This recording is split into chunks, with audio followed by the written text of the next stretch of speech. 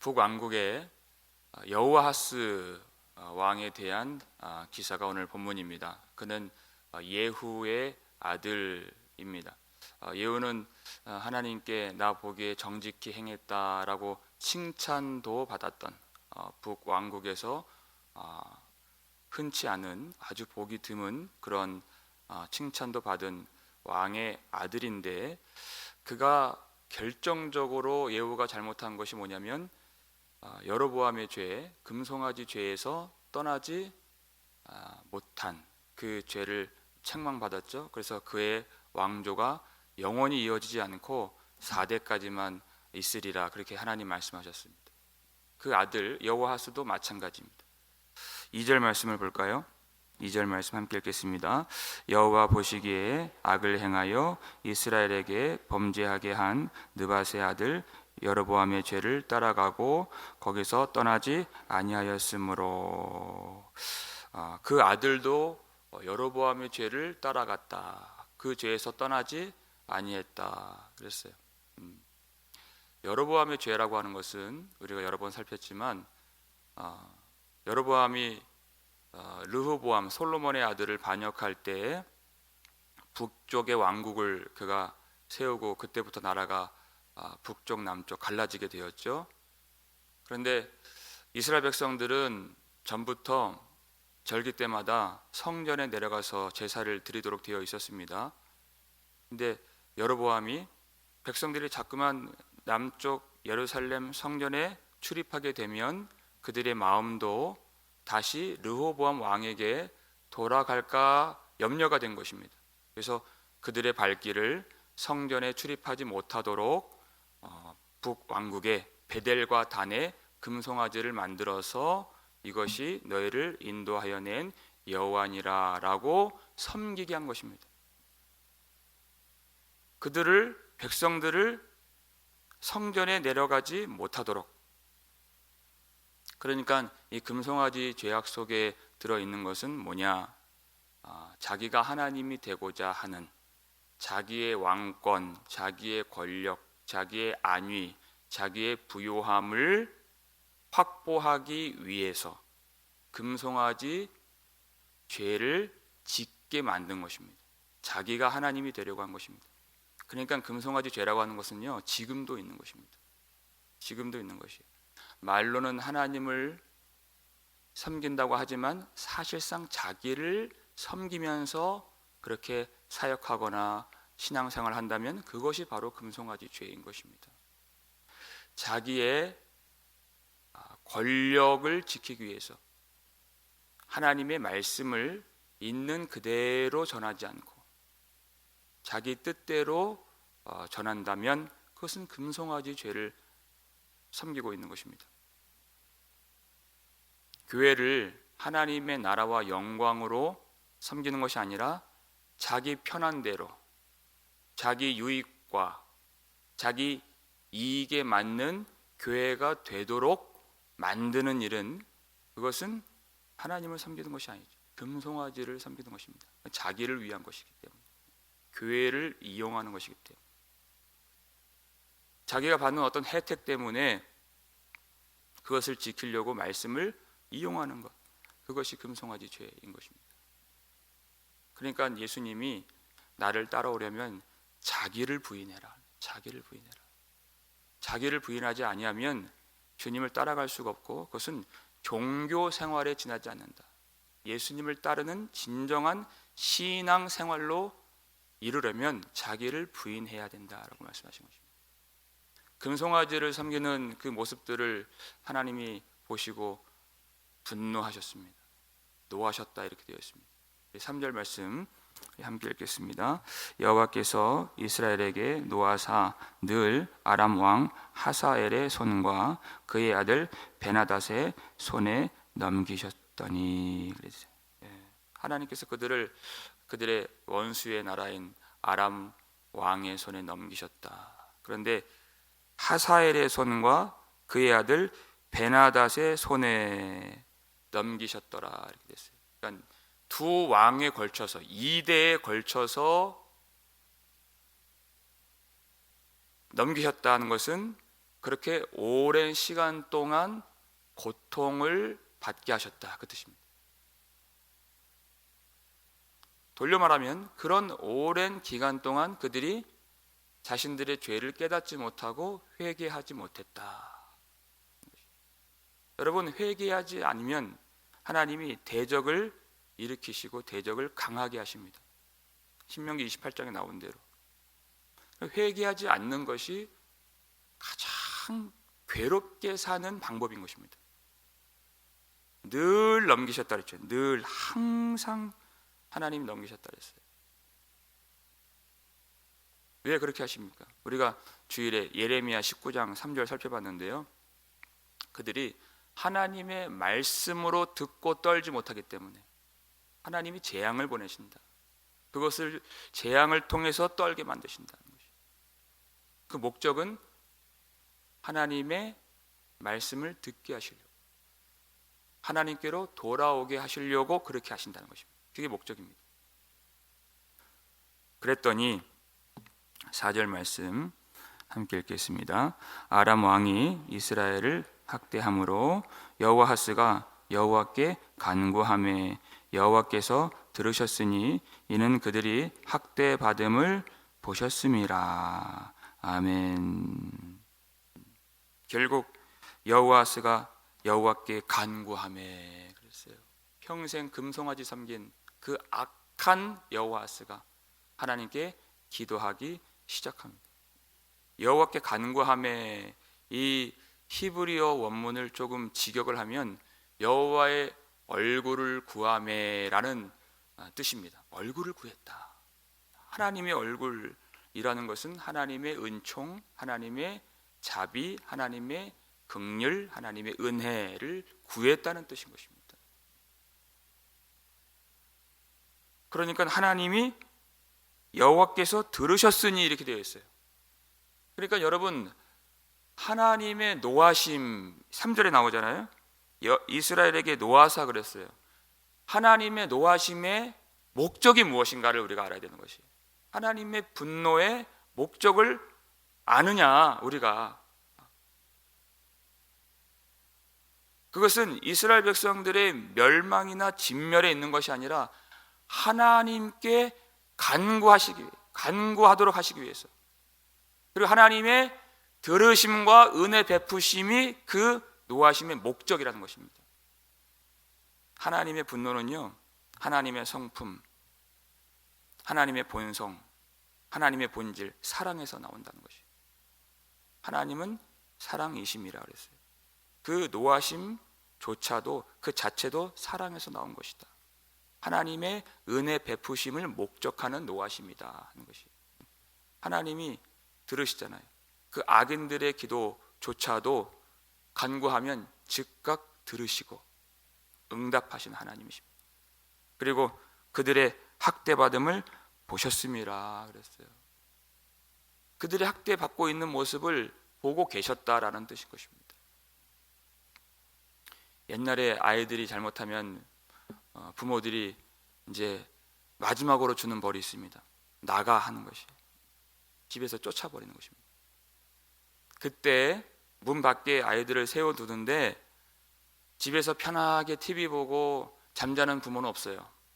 문 밖에 세워둘지라도 그 부모의 관심은 그 문 밖에 있는, 벌 쓰고 있는 그 자식에게 있는 것입니다.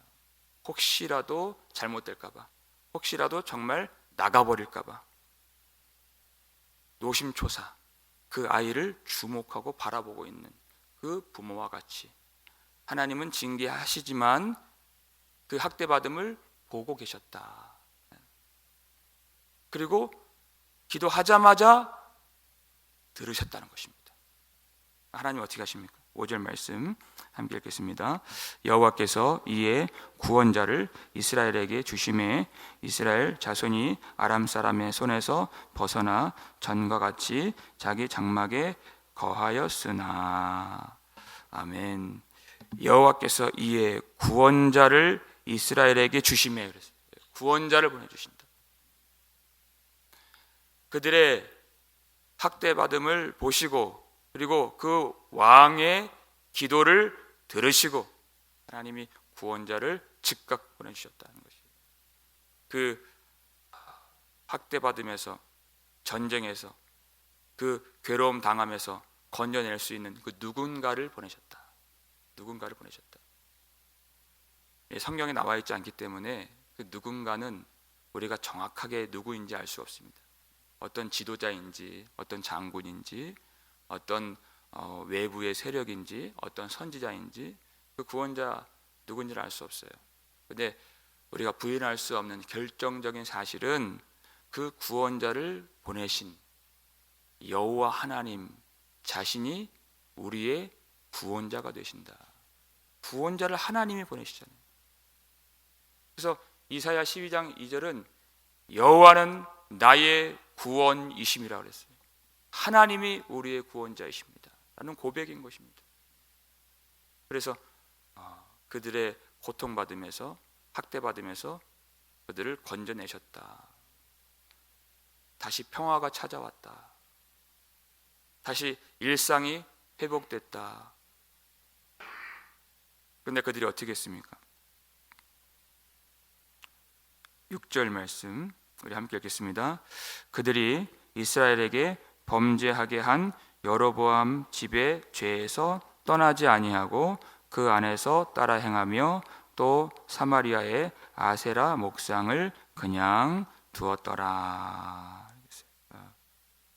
고통받는 북이스라엘 백성들의 기도를 들으시고 그들의 고통에서 건져내 주신 하나님, 그리고 하나님은 그들의 기도를 들으시고 은혜를 베풀어 주신 것입니다.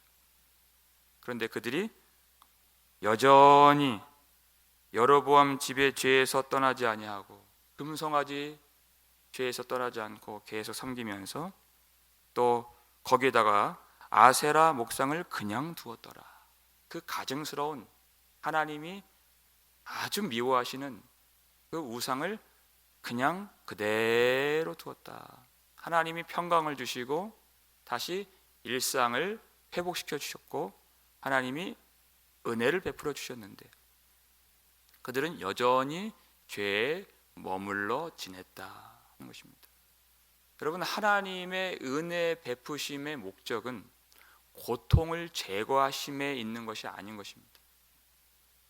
문제를 제거하심에 있는 것이 아니라 은혜를 베풀어 주신 그 하나님을 알게 하시고 그 하나님께로 돌아오게 하시기 위해서.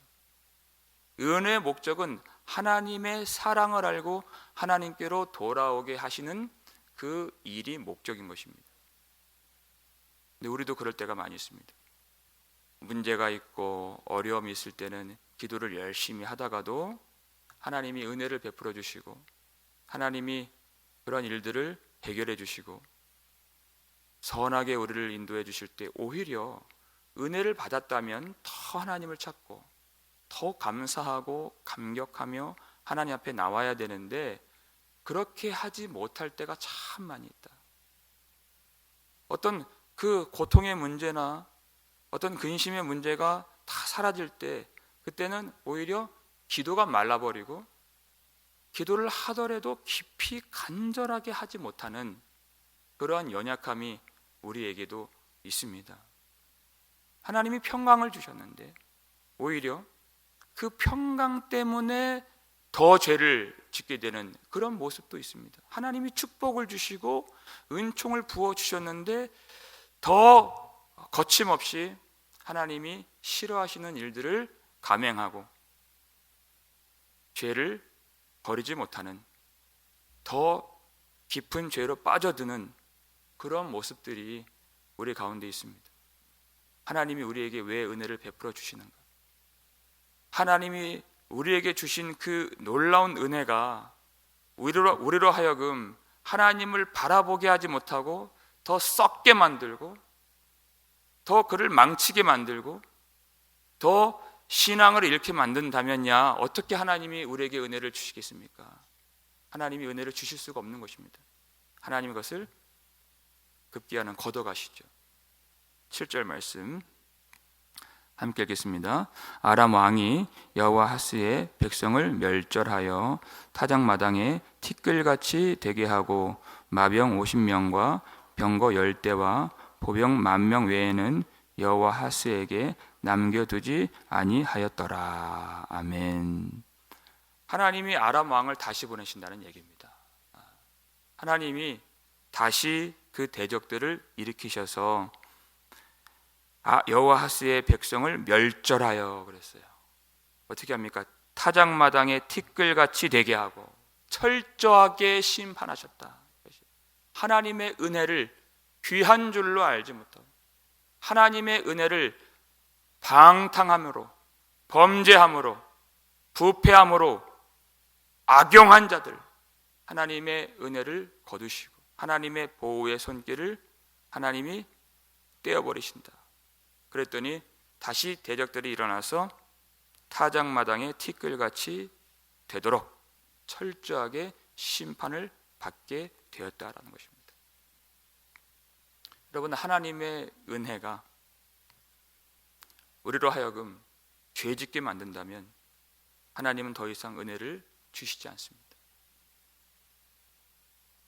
하나님의 은혜가 우리로 더욱더 부패하게 만드는 은혜라면 그것은 하나님이 더 이상 주실 수가 없는 은혜인 것입니다.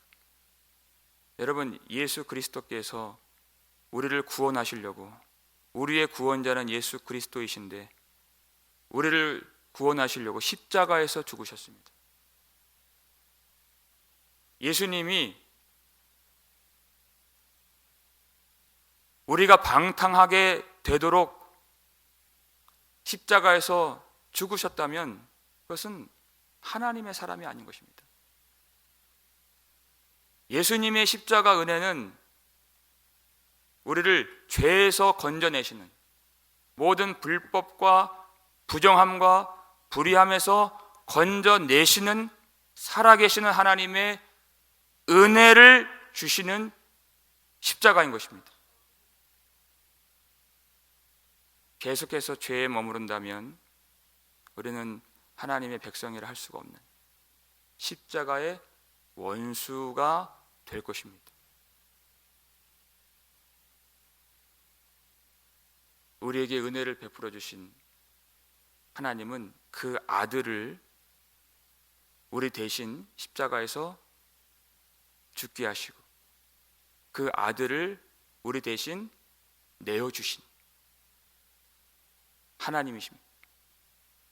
어떻게 그 은혜를 우리가 잊으면서 살 수 있겠습니까? 여러분, 성도의 가장 중요한 본분은 어떤 일을 열심히 하는 것보다도 예수 그리스도를 통하여 우리에게 베풀어 주신 하나님의 은혜를 잊지 않고 사는 것입니다. 그 은혜를 망각하지 않고 사는 것입니다. 근데 우리의 죄된 본성이 하나님의 은혜를 너무나도 쉽게 잊어버리는 그런 우리의 마음이기 때문에 우리는 부지런히 하나님의 은혜의 방편을 붙들어야 되는 것입니다. 은혜의 방편이 무엇입니까? 하나님의 말씀과 기도인 것입니다. 여러분, 그 요아스 왕, 유다의 요아스 왕을 보세요. 얼마나 안타까운 인생의 후반부를 살았습니까? 그렇게 성전 보수를 위해서 뜨겁게 열심을 갖고 섬겼던 그 요아스조차도 우리가 쉽게 이야기할 수 있는 그런 인물이 아닙니다. 요아스는 우리 위에 있고 우리보다 훨씬 훌륭한 사람인 것입니다. 그조차도 여호야다를 통해서 받는 그 말씀이 끊어졌을 때, 그가 죽었을 때 얼마나 그가 우상을 따라가는 부정한 인생이 되었습니까? 우리가 얼마나 연약한 인생들인가. 하나님의 말씀을 듣지 않고 하나님의 말씀을 우리가 붙들지 않는다면 누구라도 언제든지 넘어질 수밖에 없는 그런 우리인 것입니다. 하나님의 은혜를 구하고 기도하지 않는다면, 하나님의 은혜를 구하지 않는다면 누구라도 실족할 수밖에 없는 그런 우리 인생인 것입니다.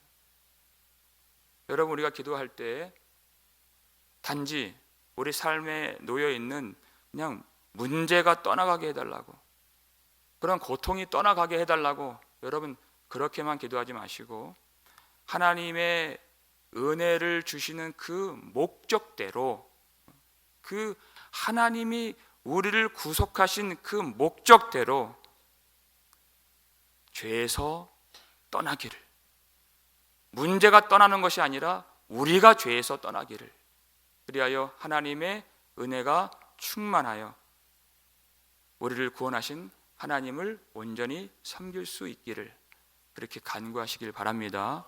오늘 주 예수 그리스도를 통하여 베풀어 주신 하나님의 은혜가 충만하여 우리 속에 거하시는, 우리에게 은혜를 베풀어 주시는 예수님의 은혜가 충만하여 우리로 하여금 의의 길로 걷게 하시는 하나님의 은혜와 축복과 영광이 우리의 삶에, 우리의 교회 안에, 그리고 우리의 가정과 후손들 위에 넘치도록 부어주시기를 주님의 이름으로 축원합니다.